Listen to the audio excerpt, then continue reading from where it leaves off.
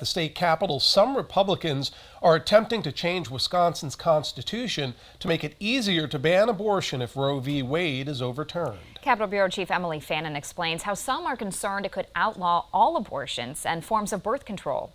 In the midst of a presidential election year, lawmakers are debating whether to amend the state constitution to prevent courts from changing abortion laws. It's called the Personhood Amendment. It would establish someone as a person at any stage during a pregnancy, from a fertilized egg to an unborn fetus.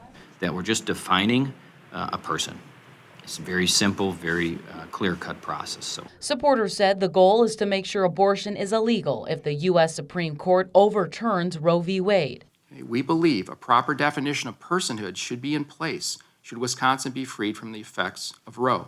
These types of constitutional amendments have to pass 2 consecutive sessions. Then it would need the approval by a majority of voters through referendum. The proposal could face an uphill battle, as 2 of the state's largest anti-abortion groups are at odds over the proposal. Wisconsin's Right to Life called the idea too risky. That's incredibly scary. Opponents argue if the Constitution is changed, birth control and other forms of contraception would be illegal. There are really, really serious consequences for this, and it's not just about banning abortion, but this is also about banning certain forms of birth control, in vitro fertilization, and even chemotherapy.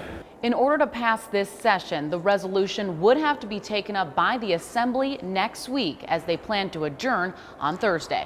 At the state capitol, Emily Fannin, 27 News.